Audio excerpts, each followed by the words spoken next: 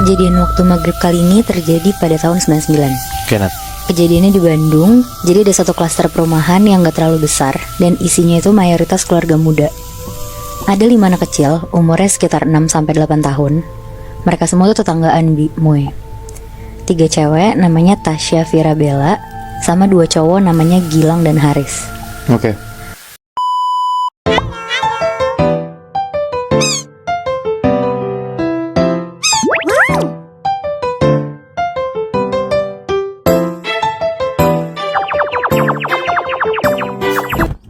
Setiap hari kalau lagi nggak sekolah, mereka berlima tuh selalu main bareng di area rumahnya.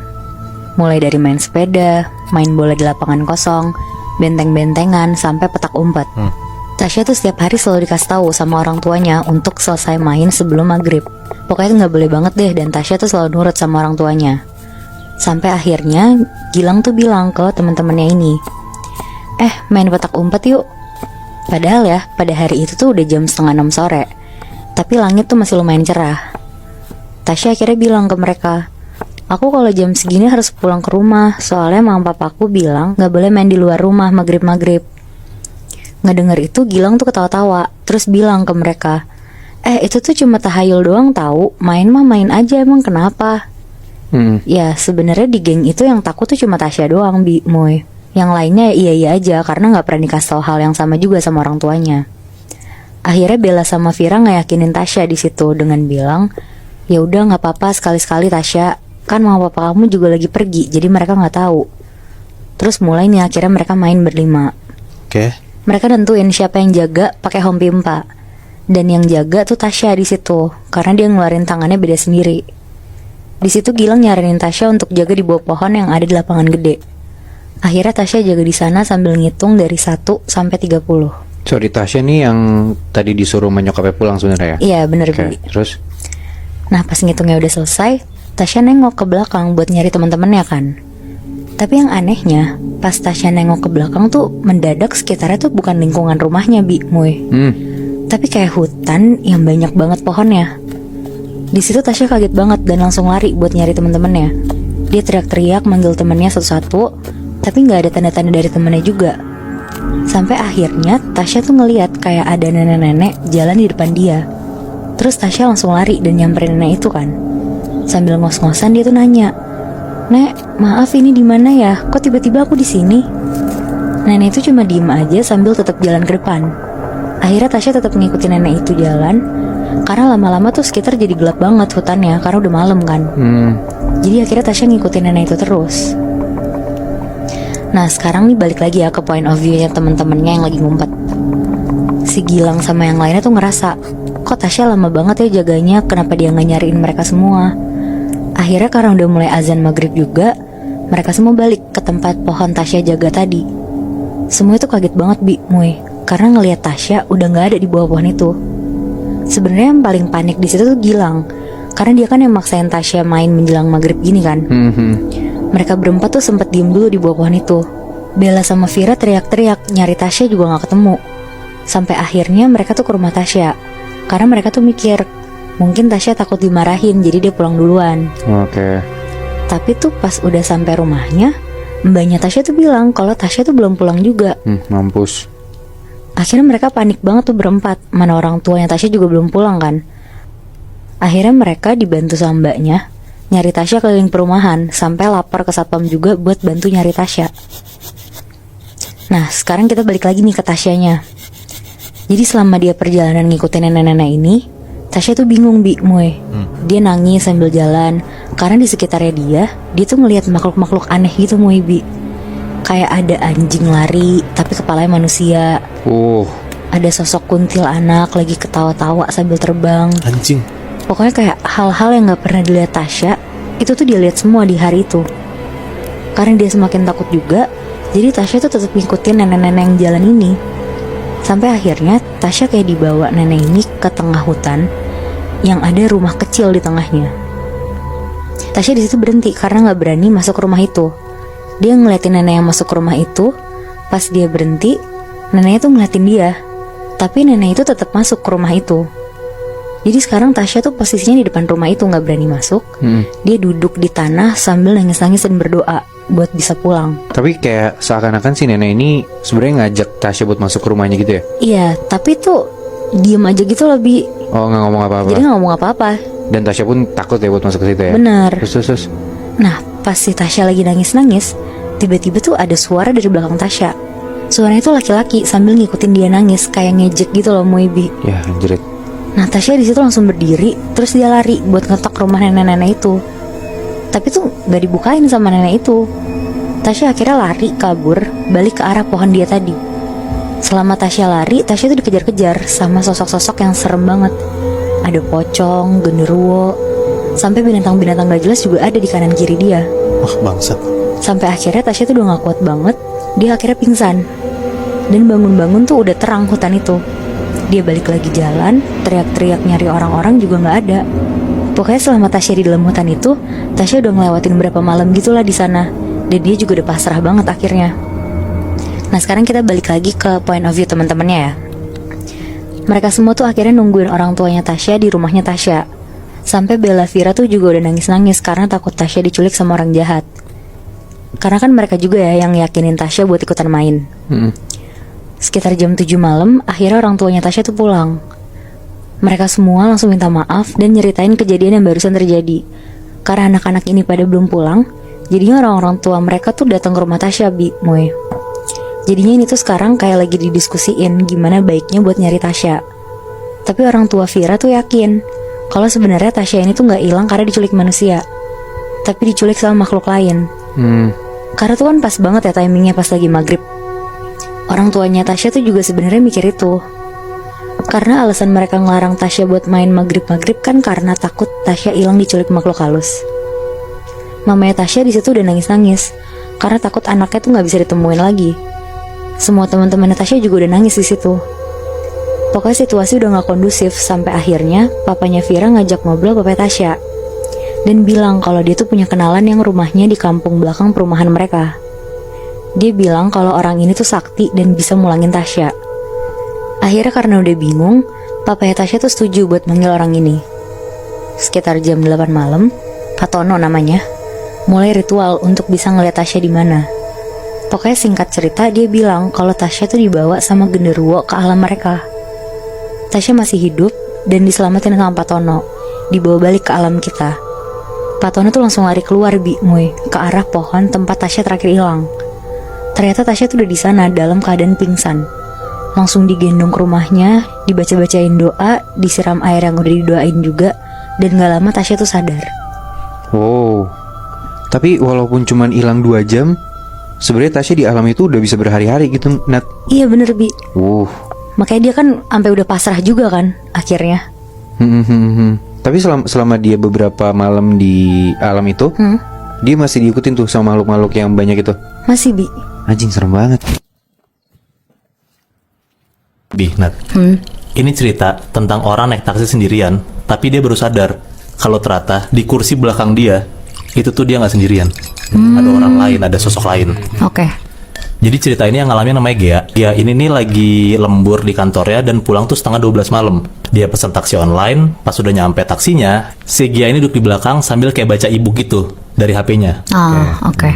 Pas lagi duduk di belakang, tiba-tiba si supir taksinya ini sambil ngelihat spion tengah, dia bilang ke Gea, nanya ke Gea kayak, "Mbak, dari tadi Mbak nyanyi ya?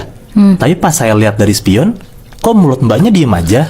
Di situ Gea tuh mikir kayak, emang iya ya, kan Gea diem, lagi baca e-book kan. Nah cuman karena Gea mikir kayak daripada bikin parno, akhirnya Gea bohong ke supir taksinya. Dia bilang kayak, "Oh iya mas, emang bukan saya, tapi suara nyanyi dari HP saya." Nah, pas Gea sampai rumah, singkat cerita, Gea tuh sebenarnya khawatir sama supir taksinya. Karena dia mikir kayak, apa jangan-jangan ada sesuatu di mobilnya gitu kan. Pas mobilnya jalan, dia ngeliat tuh ke arah mobilnya. Pas banget kaca mobil taksinya itu tuh nggak gelap. Jadi dari jauh pun dia bisa ngeliat ke dalam mobilnya gitu. Dan ternyata bener Nat. Pas dia ngeliat ke arah mobil itu, dia ngeliat di belakang, di kursi jok belakang taksi itu ada kuntilanak lagi duduk. Jadi ternyata si supir taksi ini nggak halu. Beneran si supir taksi ini denger ada cewek nyanyi. Dan dia baru sadar cewek yang nyanyi itu adalah kuntilanak, dan kuntilanak itu ternyata duduk di belakang di sebelahnya Gea. Gue baru sadar. Menurut gue hal yang bikin makhluk halus serem nggak melulu soal bentuk mereka kayak gimana. Bukan tentang muka mereka hancur berantakan, atau rambutnya panjang, atau tubuhnya besar. Menurut gue ada hal lain yang lebih menakutkan. Yaitu? Kalau mereka udah neror kita melalui suara. Maksud lo kayak tiba-tiba kita dengar ada suara rintihan, ada suara cewek ketawa tiba-tiba kayak gitu? Yes. Gimana kalau malam ini kita bertiga cerita tentang hal-hal mistis yang berkaitan dengan teror berupa suara. Cerita pertama dari gue ya. Gue tuh punya kebiasaan, kalau gue tidur itu nggak bisa kalau nggak di kamar gue sendiri. Mau hotel senyaman apapun, gue staycation sama keluarga gue, atau nginep ke rumah temen, gue nggak akan bisa tidur. Gue nggak tahu itu kebiasaan baik atau buruk, tapi karena kebiasaan gue ini, ada satu kejadian yang bikin gue ketemu dengan hal-hal mistis.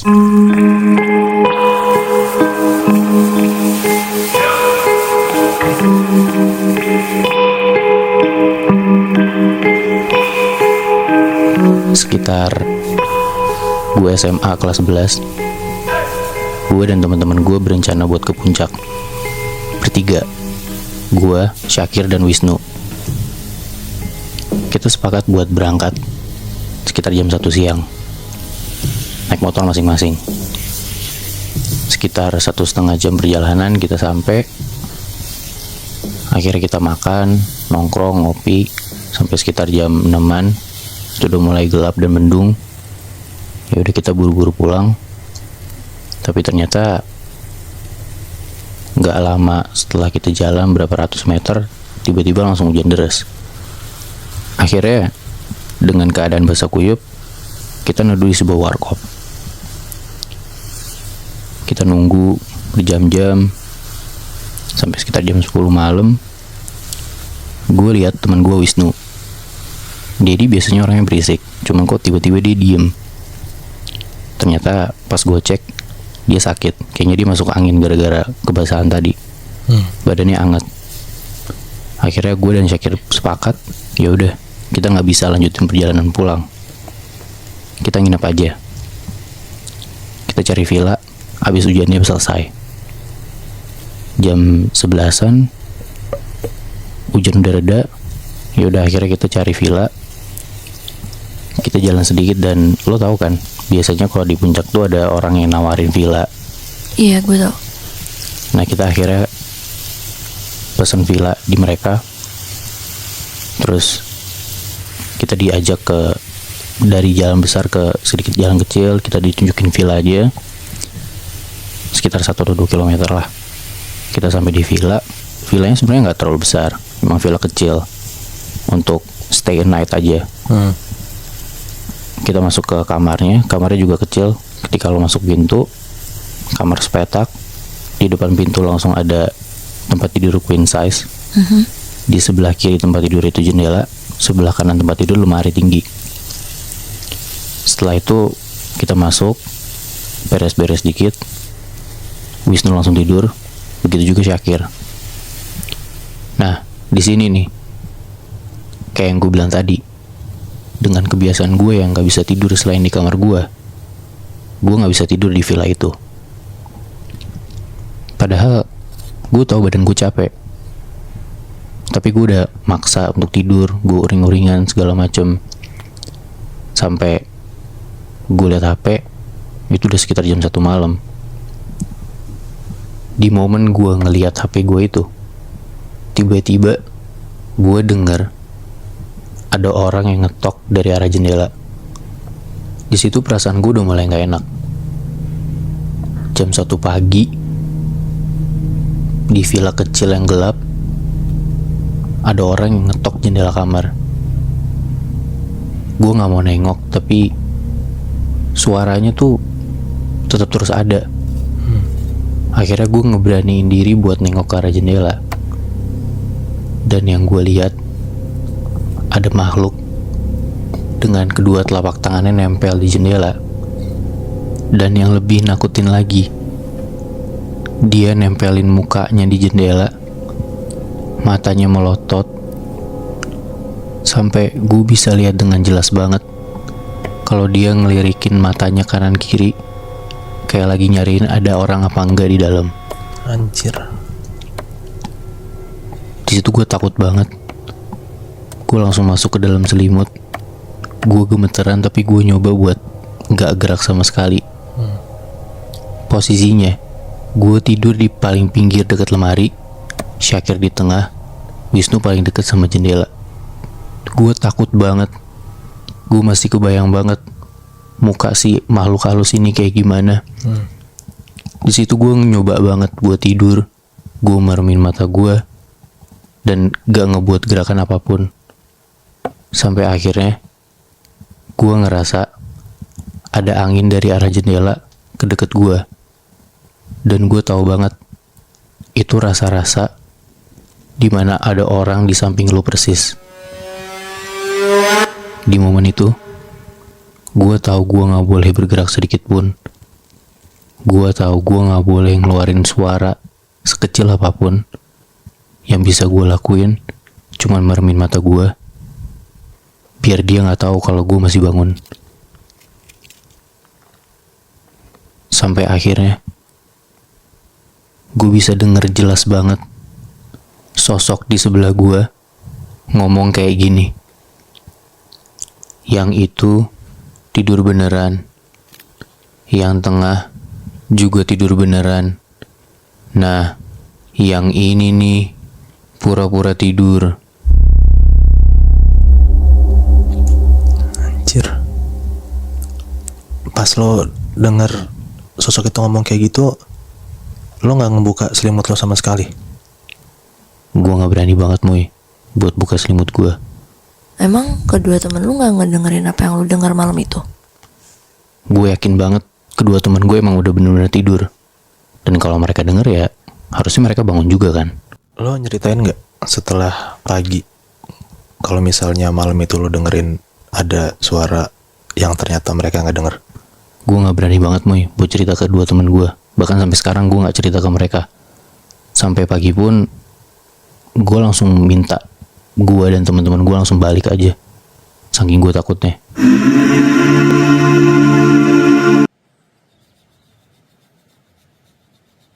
Ini tuh cerita tentang salah satu daerah di Gunung Kidul bernama Celongop. Yang mana gue juga baru denger nih nama daerah ini ya. Ini cerita tentang Celongop, wangi bunga, serta tumpangan yang gak diundang di tengah hutan jati. Kenapa dari Banyuwangi bisa sampai Gunung Kidul? Jadi kebetulan Carlos ini baru mulai karirnya di salah satu perusahaan pembiayaan terbesar di Indonesia sebagai MT, manajemen trainee gitu.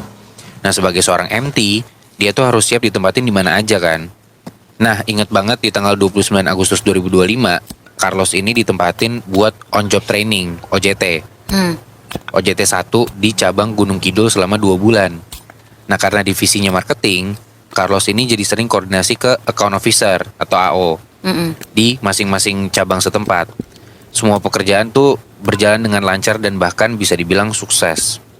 Intinya sebelum Carlos ini pindah dari OJT 1 ke OJT 2, itu ada jeda waktu sekitar seminggu. Dan karena dia bukan tipe orang yang bisa anteng, akhirnya dimutusin buat main-main sambil belajar di cabang Klaten. Dan emang bener, selama di Klaten, Carlos ini bisa dibilang cukup tenggelam sama proses belajarnya bareng si AO-AO di sana. Saking asyiknya, dia nggak sadar kalau waktu tuh udah masuk jam 10 malam. Sebenarnya dari sore, Carlos tuh udah diingetin buat buru-buru pulang karena jarak tempuh perjalanan bisa sampai 1 jam. Tapi ya Carlos cuek aja di situ, dia masih enjoy. Oh, apa yang bakal terjadi juga nih? Udah 2025, jalanan udah terang, teknologi udah canggih, nggak mungkin ada hantu, pikirnya Carlos. Oke. Pas pulang, awal perjalanan Carlos tuh lancar-lancar aja. Tapi sekitar 30 menit setelahnya, pas Carlos ini mulai masuk jalur yang dipenuhin sama hutan itu, perasaan janggal tuh mulai muncul. Angin dinginnya tuh makin nusuk. Bau tanah basah juga kecium banget. Dan daun-daun kering tuh nyampur sama sesuatu yang kerasa lain aja rasanya. Tapi Carlos si skeptis ini malah milih buat cuek. Sampai akhirnya, dia sampai nih di daerah yang namanya Celongop tadi. Nah mitosnya, Celongop ini daerah rawan longsor. dimana pernah ada korban yang meninggal di tempat dan bikin lokasi itu jadi angker. Oke. Pas motornya Carlos ini nanjak di tikungan pertama daerah ini, tiba-tiba indera penciumannya tuh langsung bisa nyium aroma yang benar-benar nyengat banget. Wanginya itu wangi bunga. Bukan wangi melati biasa ya, tapi wangi yang kuat banget, bikin mabuk bahkan, dan anehnya tuh bikin bulu kuduk merinding. Oke.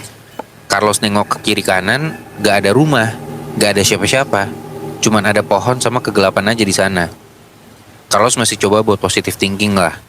Tapi cuman berselang beberapa meter abis ngelewatin batas jalan beraspal ke area hutan jati yang pekat itu, aromanya tuh langsung berubah drastis, Nat, Moy. Wangi yang bikin mabuk itu ganti jadi bau yang bikin mual banget sampai batuk-batuk. Baunya tuh busuk, anyir, kayak bangke yang keurai gitu. Baunya nusuk, tebel, dan bener-bener kerasa banget.